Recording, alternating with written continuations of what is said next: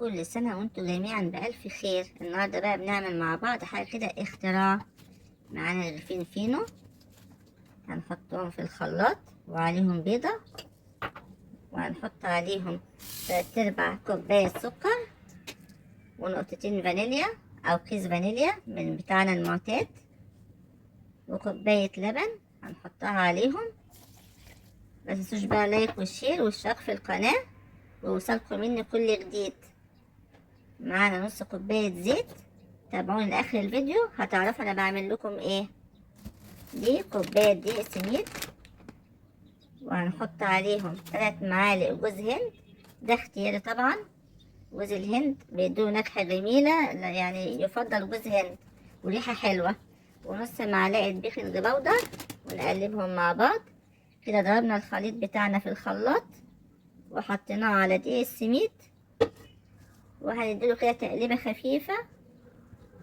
بس قولولي بقى بتتابعوني من انهي مكان، ولازم تجربوها. احنا في رمضان بنحب نعمل الحاجات الحلوة طبعا، الحلويات، فمحتاجين تكلفة بسيطة ووقت مش كتير في المطبخ، كمان نقف مدة قليلة كده. الصينية بتاعتنا جاهزة مدهونة طبعا، دهناها بسمنة وفضينا وحطينا عليها الخليط، ولازم نخبطها كده خبطتين علشان تطلع مرملة وحلوة.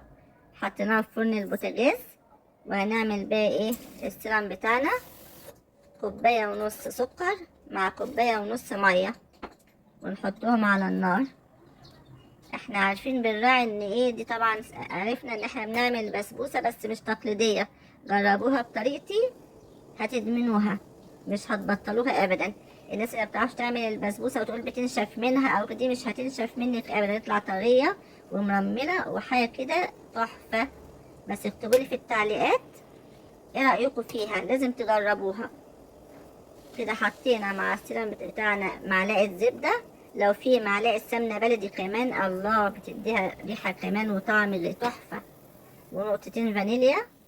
وبنراعي ان بيبقى الشربات بتاع البسبوسة غير الكنافة يا جماعة، بتبقى خفيفة مش تقيلة.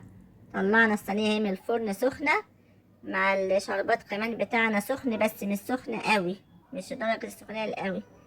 ونحط عليها، ما تخافوش هتشرب الكمية كلها.